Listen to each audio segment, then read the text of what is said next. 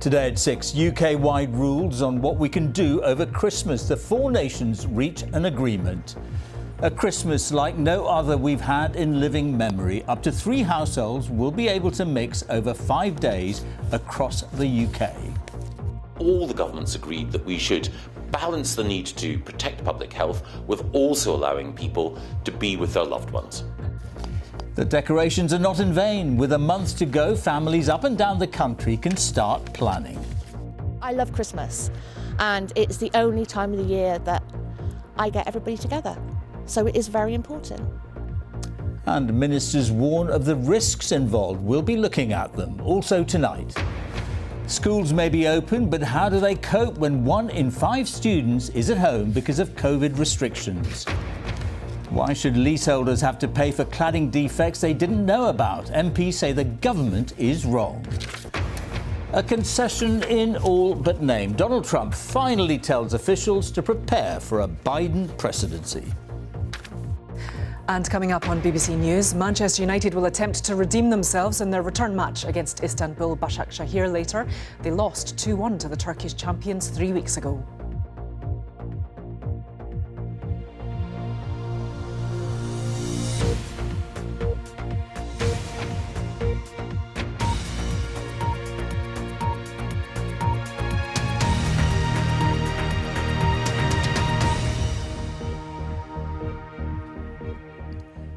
Good evening and welcome to the BBC's News at 6. With just a month to go before Christmas, ministers from England, Scotland, Wales and Northern Ireland have this afternoon agreed on broad UK-wide rules to allow families to gather for Christmas.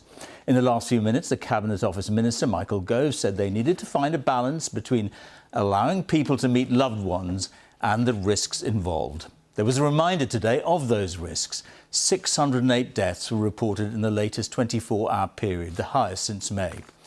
Now, there may be slight differences across the nations, but here's what the new Christmas rules will look like. Up to 3 households will be able to mix in each other's homes. That does not include hospitality settings, and rules around support bubbles are different between nations. Families will be able to cross national borders to celebrate Christmas, and these new rules will be limited to a few days either side of Christmas. Here's our health editor, Hugh Pym. Christmas is coming, and ministers and officials from the UK's 4 administrations had some very big decisions to make about families meeting up over the festive season. The aim has been a common UK-wide approach, and Scotland's First Minister earlier indicated that extreme caution was required. We will continue to ask people to err on the side of caution. Our overall advice will be for people to use any flexibility carefully and only if they believe it right and necessary for their personal circumstances. And late this afternoon, the agreed Christmas plan was set out. For 5 days, from the 23rd to the 27th of December, people will be allowed to have a Christmas bubble. And that means that 3 households can get together so that families can enjoy something closer to a normal Christmas. This is not an instruction to travel, it's not an instruction to meet with other people. People should still use a sense of responsibility, should still ask themselves whether what they are doing is keeping themselves and other people safe. Kent has 2 council areas in the top 10 UK hotspots for virus infections. So how do local people see the next few weeks? I'd like to mix at Christmas, but I can see I may not do it. Everybody just wants to get back to a sense of normality, but we've all got to be patient, haven't we? I think, really, we should have all been locked down until January and then start the tier system. Restrictions will be reimposed after Christmas, but for how long? Is it possible that we could be back to normal after Easter? After Easter, we think that we will be getting back to normal. Now, so what will that mean in practice? Those damaging social distancing interventions that have big downsides, whether economic downsides or social in terms of our well-being, I should hope that we can lift those after Easter if these 2 vaccines are approved by the regulator. That's what might happen in a few months' time, but the NHS is having to cope right now with the consequences of COVID infections. The number of patients with the virus at Cambridgeshire hospitals has trebled over the last 3 weeks, and there are staff shortages because of illness. There's concern what might happen if case numbers escalate again. I don't really think this lockdown's really felt like a proper lockdown as it is, because everywhere's still very busy. But yeah, definitely when the rules relax and the numbers go up more, we're definitely going to struggle a bit more, I think. Some seriously ill COVID patients won't survive, and daily death numbers may continue to rise. One way at looking at the COVID impact is on total deaths from all causes. This grey line shows the 5-year average for weekly deaths in the UK. And here's what's happened so far this year. The red line is COVID deaths. And just in the last month or so, it's taken the total above the average by 19% in the latest week. But that's still quite a lot less than in the first peak. The total is more than 100% then above the average. And once the vaccines have been rolled out and restrictions lifted, the number of excess deaths throughout the pandemic will be the best benchmark of how the UK has fared compared with other nations. Hugh Pym, BBC News.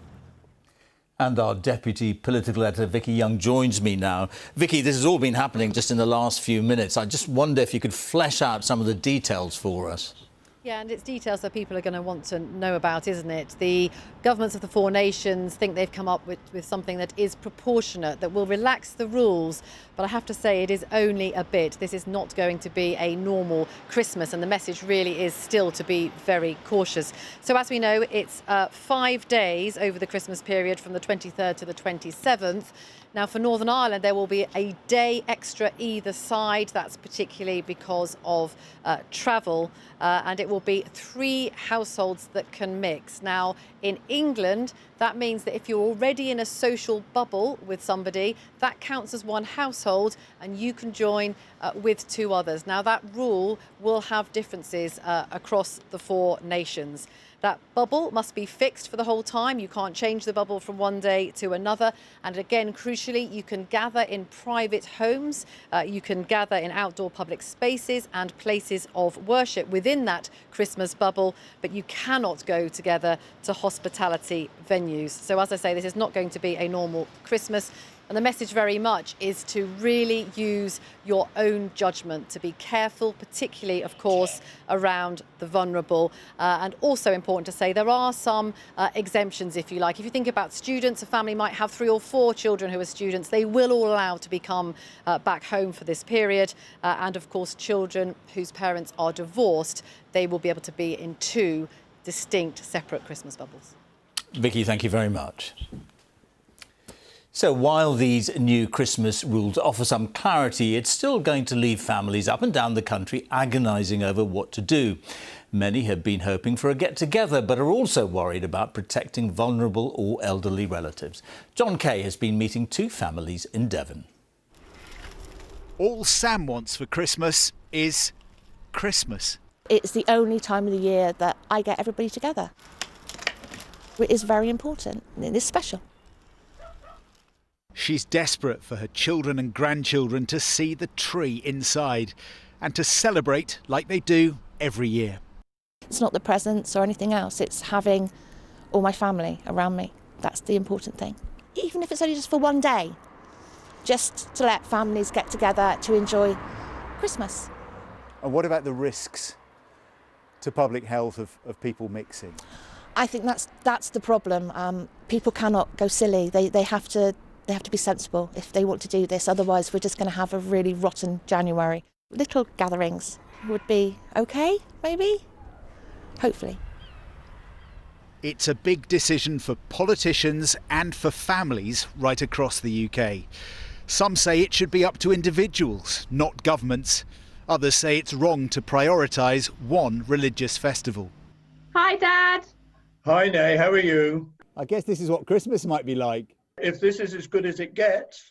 Naomi and Roy are resigned to an online Christmas. They've decided not to make their usual trips between Devon and South Wales, even if it's allowed. I'd love to do it, but no, I will be advising them that that's not a good idea, especially as I feel like there's so much hope with the vaccine development. Just seems like it's too high risk, regardless of what we're allowed to do and what the rules say. How do you react to that, Roy? The only thing it's missing is the physical contact. And if that has to be, then I would rather miss out in 2020 if it guaranteed we could do what we normally do in 2021. But he'll miss having fun with his grandkids. Looking a little bit Santa Claus there, Roy, maybe, with the beard? You're not the first one to call me that. It's all about family. Family and making memories. Tonight, Sam is hopeful, building a grotto in the garden, planning for the Christmas she's been dreaming of. John Kay, BBC News, Plymouth. As we've been hearing, any easing of restrictions over Christmas will come with added risks. The government's scientific advisors are warning that transmission of the coronavirus is most likely when people meet indoors. Our science editor, David Shukman, has been looking at the latest research on transmission and what we can do about it.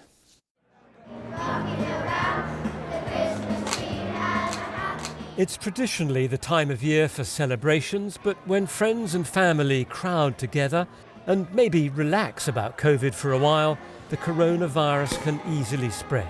And scientists say that scenes like this can lead to infections.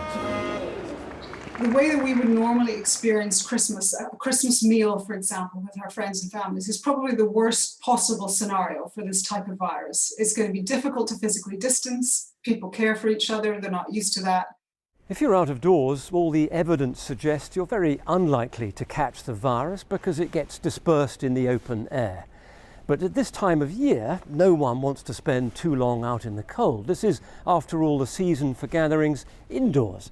But that brings a whole series of risks.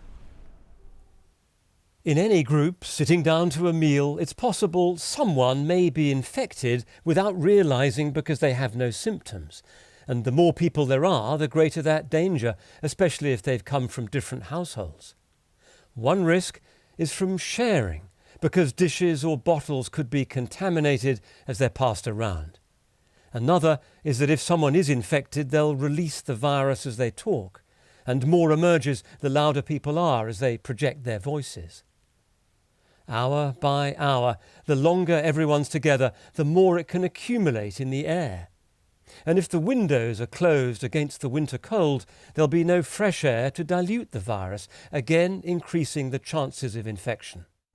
By opening windows regularly throughout the day, you can remove the infected particles. So the government's advice is to open windows, which might make the room colder, but should clear the tiny virus particles known as aerosols. Hands, face, space. There is growing evidence that if you are in a poorly ventilated space for a long period of time with people who are infected, that you may be breathing in those aerosols, and that might be one of the routes of infection. And especially in a social setting where the chances are you're not wearing a face covering. So the guidance is to reduce the numbers getting together and maybe save a big gathering for the summer. Avoid sharing plates and utensils. The American government says everyone should bring their own. And keep the event as short as possible. But even with measures like this, the elderly and other vulnerable people may still be at risk. So there's a Christmas balance to strike between the chances of infection and the benefits to morale. And getting that right won't be easy. David Shukman, BBC News. Now, the latest government figures show there were 11,299 new coronavirus infections recorded in the latest 24-hour period. That means the average number of new cases reported per day in the last week is now 18,295. 1,654 people had been admitted to hospital on average each day over the week to last Friday. And 608 deaths were reported. That's people who died within 28 days of a positive COVID-19 test. That means, on average, in the past week, 442 deaths were announced every day. It takes a total number of deaths so far across the UK to 55,838. Keeping children in the classroom has been one of the key goals for the government, but it's a policy which comes with enormous challenges for both pupils and staff. More than 1 in 5 secondary school students in England was out of school last week because of coronavirus. In fact, the latest figures showed just 78% of teenagers were in the classroom, the lowest level since September. Before the pandemic, 95% attendance was normal. Our education editor, Bramwell Jeffries, reports from Knowsley on Merseyside, one of the worst affected areas this term.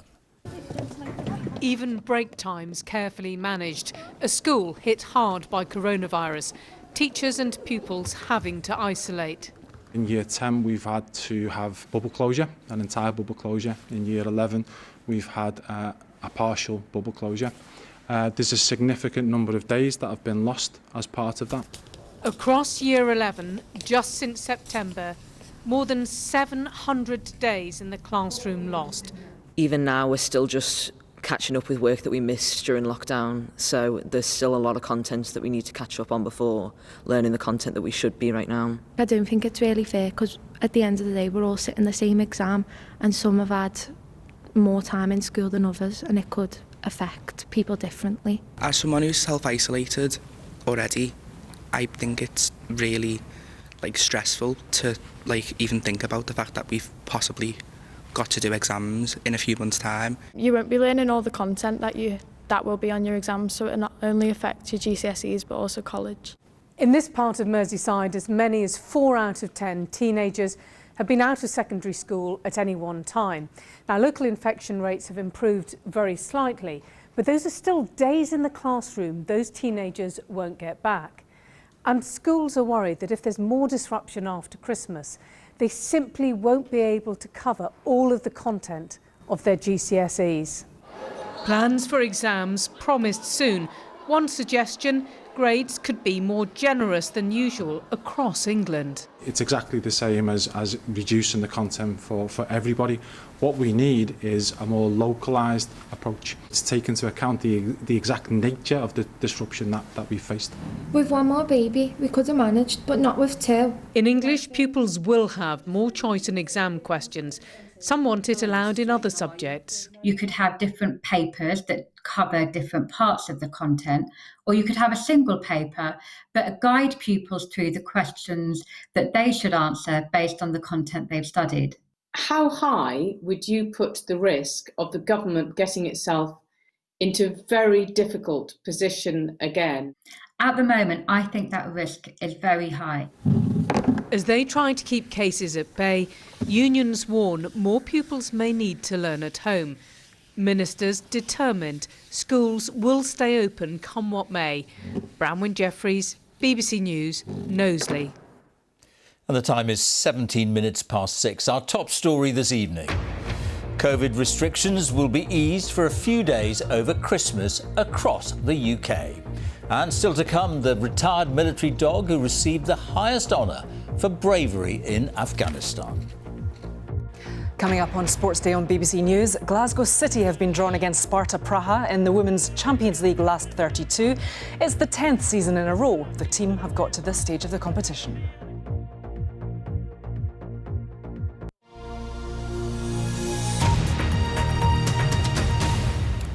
The Chancellor Rishi Sunak will set out details of his spending review tomorrow. As part of a package of measures, Mr Sunak will announce a new 3-year £2.9 billion scheme to help 1 million unemployed people look for work. It comes as the Mayor of Greater Manchester, Labour's Andy Burnham, warned that the north of England was facing an economic crisis worse than the 1980s. Here's our economics editor, Faisal Islam. A year ago, before the pandemic, before the lockdown, before the sharpest recession, it was places like this, Middleton, that the government said it would be judged by. This seat in Greater Manchester, part of the new Blue Wall. The promise to level up the economy will feature in tomorrow's spending review, but here some locals are yet to see change. We were promised like a metro link for 15, 20 years and it's still not happened. It's one of those, so it's promises are made, it's actions more than what words. As much as we can believe Boris Johnson's promises, of course, well, yeah, given time and given patience by everybody, yeah, we can still level up. And the regional mayor here, Andy Burnham, who's clashed with government over the COVID lockdowns, says levelling up has to mean something concrete for living standards. The north of England has been hit hardest by COVID because of the failure to invest in the north over decades. And we've probably gone backwards this year. We've been levelled down. We could be looking at another period like the 1980s in the north of England coming out of the COVID crisis. The 2020s could even be worse than the 1980s. So that is the test facing this government, and it's still unclear whether or not they're going to pass it. At the spending review, the Chancellor will announce a new £1 billion a year restart scheme, hoping to protect and create 1 million jobs. But spending reviews are also meant to set a long-term course. Tomorrow, a first, a national infrastructure strategy, spending more, particularly beyond London and the South East, welcomed by the chair of the National Infrastructure Commission. This National Infrastructure Strategy, the first time we will have ever had one in this country, is a golden opportunity to set out our determination to get our policies right in these areas. Every economist in the world almost at the moment is saying that governments should be investing in their infrastructure despite the impact of COVID. The COVID crisis has obviously fundamentally changed the numbers. The official forecast tomorrow will show the economy shrinking in this year by more than 10%. That is bigger than any single year during the World Wars, during the interwar depressions, in fact, for 3 centuries. That has had a knock-on effect to government borrowing, where it has spiralled close-ish to £400 billion, 15 to 20% of the size of our economy, and that has not been seen in peacetime, only ever seen during world wars. So the levelling up problem is bigger, our ability to deal with it now more constrained. Tonight, the finishing touches being put to a review, still needing to rescue the economy as well as reset it for the long term. Faisal Islam, BBC News. Organised criminal gangs have been abusing the universal credit system as rules were loosened to cope with a rise in applications during the coronavirus pandemic.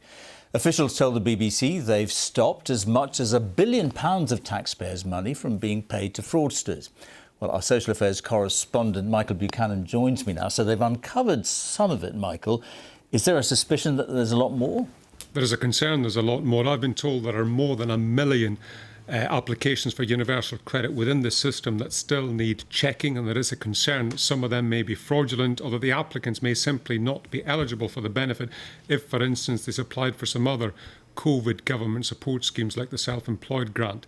There is also concern that the highly automated universal credit system didn't spot this particular scam. It was stopped effectively by a junior civil servant working with high street banks who noticed that dozens of applications for the benefit were being routed towards the same bank account. Now, that led to further investigations which revealed more than 100,000 fraudulent applications for universal credit with gangs using stolen identities. That then led to officials calculating that as much as perhaps £1 billion may have been paid out had these scams been successful. All right, Michael, thank you very much. Now, the High Court has ruled that the American woman alleged to have killed Harry Dunn in a road accident last year was entitled to diplomatic immunity. The teenager died after being injured outside an RAF base in Northamptonshire. Anne Sakoulis, who was accused of driving on the wrong side of the road, was allowed to leave the UK after he died. Duncan Kennedy reports. Harry Dunn was just 19 when he died in August of last year. He was knocked off his motorbike here by an American woman driving on the wrong side of the road. She was Anne Sakoulis, who left Britain 2 weeks after the crash, claiming diplomatic immunity through her husband's job at an American airbase. Harry's parents, Charlotte and Tim, have tried to get Mrs. Sakoulis to come back. But after reviewing the case, the High Court today ruled that Mrs. Sakoulis did indeed have diplomatic immunity. It's a decision that's left Tim and Charlotte profoundly disappointed. We've had many tears and tantrums, but we've kept our feet on the ground. We've already launched an appeal. You know, she cannot move on, surely, with her life in a wholesome way without facing up to what she's done. She openly admits what she's done. So come back, face the courts, get it over and done with, then move on. And yeah, we can close this for everybody. The Foreign Secretary said the judges had made the right decision today, but that he felt sympathy for Harry's parents. There'll be no solace to the family of Harry Dunn. My heart's with them. We've made clear right from the outset we're on their side. We've called and we continue to call for Anne Sakoulis to return home to face justice. So where does this all leave Harry Dunn's parents? Well, today's decision by the High Court was undoubtedly a setback, but they say they will appeal. They also say they'll ask Joe Biden to intervene when he takes over the presidency.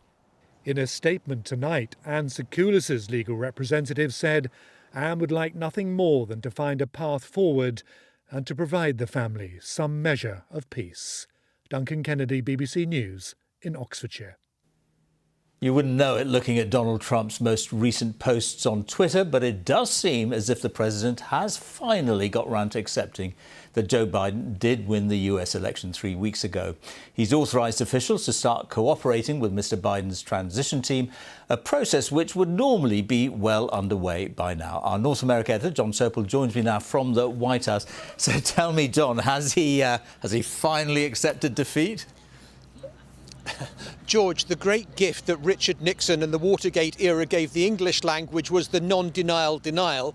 Last night from Donald Trump we got the non-concession concession. In a series of tweets he said, the fight goes on, we will prevail, but he also said this: do what needs to be done with regards to initial protocols. That sets in train the setting off of the transition process, where Joe Biden is going to start getting daily intelligence briefings to bring him up to speed. Officials will be able to meet with the Joe Biden team to talk about some of the priorities in government. They're given money, they're given office space. So, no, not a surrender. The stars and stripes are still flying above the White House and not a white flag, but a process has been set in train. Now, Donald Trump is trying to row it back to say that I haven't conceded anything. I go on to fight. But the process of this election is marching on. Pennsylvania has confirmed its results today. So too has Nevada, Michigan last night. And there's less and less space for Donald Trump to breathe. He called an emergency news conference within the last hour, but just to talk about the stock market. All right, John, thank you very much.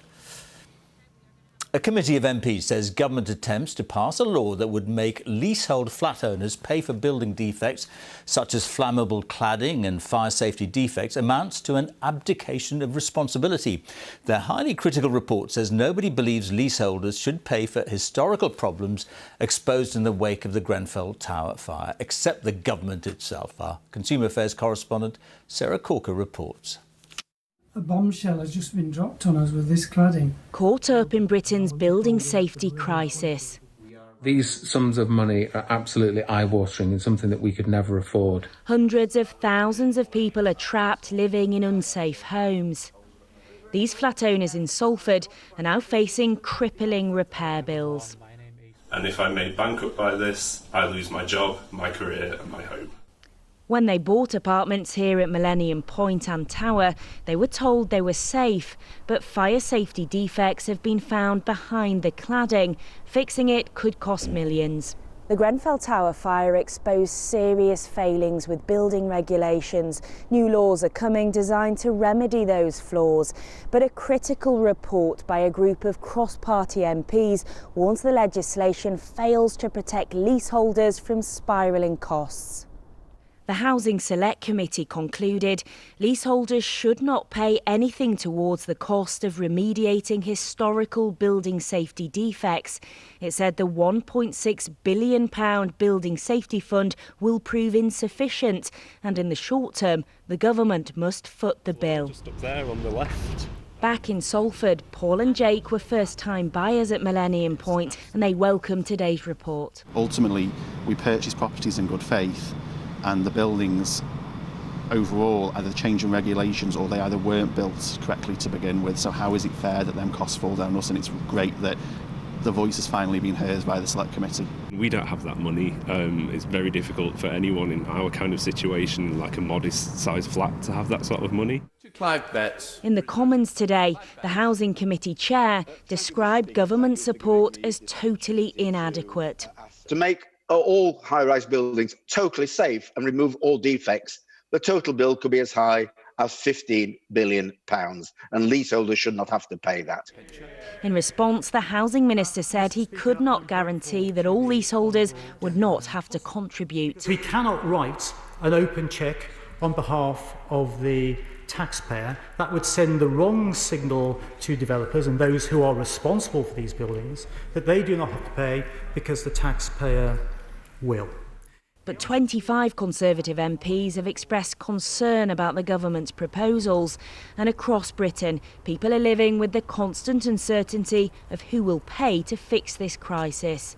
Sarah Corker, BBC News in Salford. And finally, a retired military dog has received the highest honour for animal bravery after saving soldiers' lives in Afghanistan. Kuno was shot while tackling a gunman on operations last year. The Belgian Shepherd dog ran through gunfire to intercept an Al-Qaeda insurgent. His injuries led to him having part of his paw amputated, but Kuno is now making the most of his retirement thanks to a pair of prosthetic back legs. Today, he's joined a select group of 72 animals to receive the PDSA Dickin Medal, the animal equivalent of a Victoria Cross. Well, it's time for a look at the weather now with Matt Taylor. Matt. Thank you very much, George, and some more good news. For Western Scotland, Northern Ireland, the view out the window, not quite as soggy over the next few days, something brighter on the horizon.